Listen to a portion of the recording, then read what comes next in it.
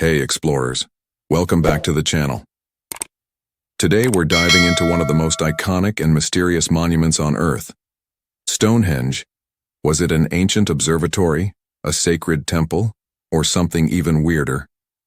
Get ready, because we're about to unpack centuries of theories, dig into the latest discoveries, and maybe even crack the code of this ancient enigma, or at least have a ton of fun trying. Let's go. All right. Before we get too deep into the wild theories, let's get our bearings. Stonehenge is located on Salisbury Plain in Wiltshire, England. It's been standing there for thousands of years, which is just insane to think about. But it wasn't built overnight. Construction happened in phases, starting way back in the Neolithic period and continuing into the Bronze Age. Think about it. These people didn't have power tools, they didn't have cranes, they didn't even have the wheel at the beginning. So the fact that they managed to build something this massive is seriously impressive. It shows you just how important this place was to them. Phase 1. The henge, ditch bank and burials. Phase 1 kicks off around 3000 BC. The first builders create a circular enclosure, a ditch and a bank. This is what's called a henge. Inside the henge, they dug 56 pits, the Aubrey holes. And here's where things get a little spooky. Archaeologists found cremated human remains in those Aubrey holes. So, early on, Stonehenge was likely a burial ground, a place for remembering the dead, maybe even honoring them. The presence of cremated remains in the Aubrey holes suggests that Stonehenge was initially a place of ritual and remembrance, a sacred space connected to death and the ancestors. Phase 2. The bluestones. A Herculean task. Around 2500 BC, things get really ambitious. The Neolithic people haul the bluestones, smaller stones but still weighing several tons each, from the Preseli Hills in Wales. That's over 150 miles away. Seriously, think about that for a second.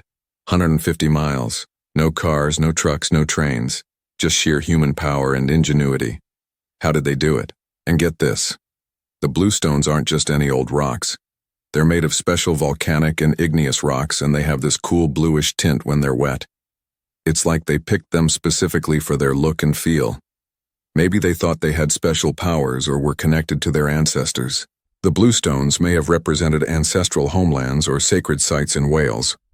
Bringing them to Stonehenge would have been a way of bringing that power and connection to this new location. Phase 3. The sarsen stones, monumental construction. The final and most impressive phase begins around 2500 BC. Enter the sarsen stones. These are the huge sandstone blocks that everyone associates with Stonehenge. They weigh up to 50 tons each. 50 tons! That's like the weight of a whole bunch of elephants. And these stones were quarried from Marlborough Downs, about 20 miles north of Stonehenge. The builders of Stonehenge shaped the sarsen stones with incredible precision. They created the trilithons, 2 upright stones with a lintel on top, and the outer circle of lintels. They even used a mortise and tenon system to join the lintels together, like a giant Lego set. This is some seriously advanced engineering for the time. The precision of the sarsen stone construction is simply remarkable. They had a deep understanding of geometry, mechanics, and material science. They were master builders. Positioned in the center is the altar stone. Its purpose still debated but could have been used as a sacrificial or ceremonial location. Theory 1. Stonehenge as an astronomical observatory. The summer solstice. Okay, so now that we know how they built it, let's talk about why. One of the most famous theories is that Stonehenge was an astronomical observatory, a way for ancient people to track the movements of the sun, moon, and stars. The most obvious connection is to the summer solstice. On the longest day of the year, the sun rises directly over the heel stone, and its rays shine into the heart of the monument. It's a pretty spectacular sight even today. The summer solstice alignment is undeniable evidence that the builders of Stonehenge were aware of the movements of the sun. It was clearly a significant event for them. Challenges to the astronomical theory. More than just the solstice, but hold on. Not everyone agrees that astronomy was the only reason for Stonehenge. Some people argue that the other alignments aren't as clear-cut, and that maybe it's all just a coincidence. While the summer solstice alignment is compelling, we have to be careful about over-interpreting the evidence. Stonehenge is a complex structure, and it's unlikely that astronomy was its sole purpose. Another interesting idea is that the builders of Stonehenge used a special system of measurement called the megalithic yard. This guy, Alexander Thom, thought they used geometry to design Stonehenge with incredible precision. Pretty mind-blowing. The calendrical theory? A giant solar calendar? Okay, so maybe it wasn't just an observatory for predicting eclipses. Maybe it was also a practical tool for keeping track of time, like a giant solar calendar. The calendar theory suggests that Stonehenge could have been used to track the days, weeks, and months, helping Neolithic people to plan their agricultural activities and religious festivals. And don't forget about the winter solstice. The sun sets in a specific spot relative to Stonehenge on the shortest day of the year. It's a reminder that winter was just as important as summer to these people. Theory 2. Stonehenge as a religious center, pilgrimage and ritual. All right, let's move on to another big theory. Stonehenge as a religious center. Maybe it was a place where people came to worship the sun, the moon, or other gods. A sacred spot for connecting with the divine. Remember Durrington Walls, that settlement we talked about earlier? It was a thriving community, and it's likely that the people who lived there were the ones building and using Stonehenge. Durrington Walls was a place of feasting and celebration. It's likely that people traveled from far and wide to participate in these events, and that Stonehenge was a central part of those gatherings. Feasting and celebration, a big party in the Neolithic era. And when I say feasting, I mean feasting. They found tons of animal bones at Durrington Walls, suggesting that these were huge, elaborate meals. It's like a big prehistoric party. Imagine people coming together, sharing food and drink, celebrating their community and connecting with their gods. Stonehenge might have been the center of all that. Healing and shamanism, ancient spiritual practices. Here's another intriguing idea. Stonehenge as a place of healing. Some researchers think that people came here to seek relief from illness or injury.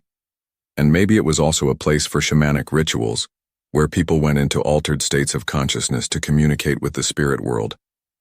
It might sound a little out there, but it's something to consider. Shamanism was a common practice in many ancient cultures. It's possible that Stonehenge was a place where shamans performed rituals to heal the sick, predict the future, or connect with the divine. Social hierarchy and power, a display of authority. All right, let's get real for a second. It's also possible that Stonehenge was a way for the powerful people of the time to show off their authority.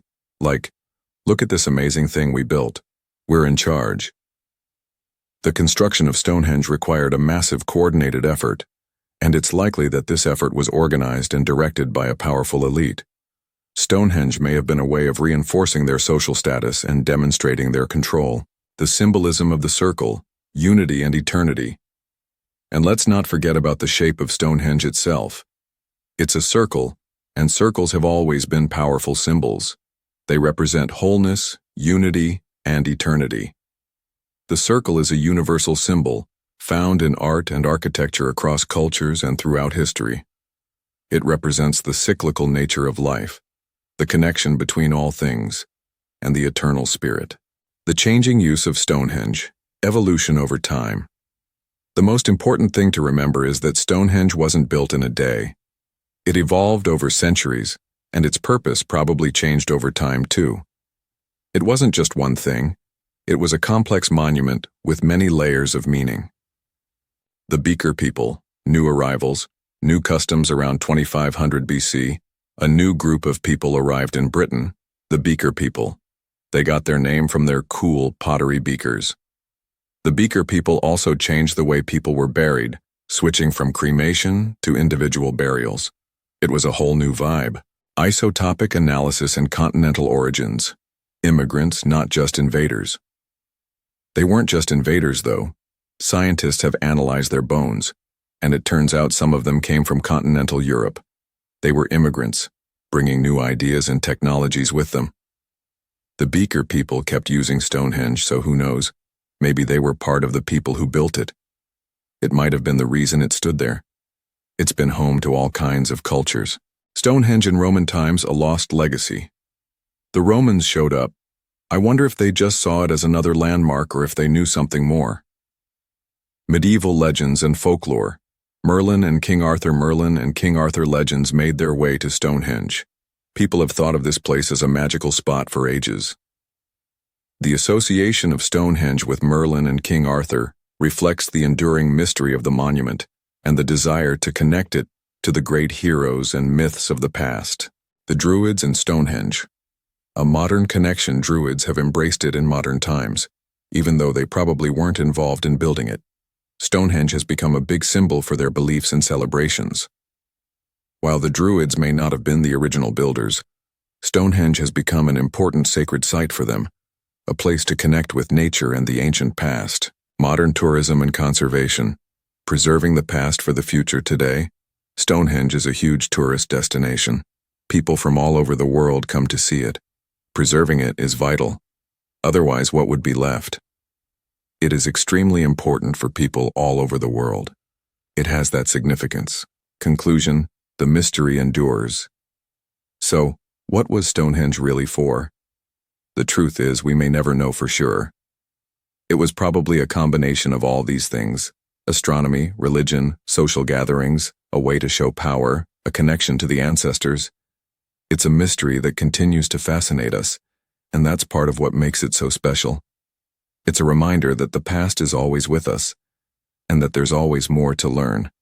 And who knows, maybe you'll be the one to finally crack the code of Stonehenge. The possibilities are endless. So what do you guys think? What's your favorite theory about Stonehenge? Let me know in the comments below. And if you enjoyed this video, be sure to give it a thumbs up and subscribe to the channel for more adventures in history. Thanks for watching, and I'll see you in the next video.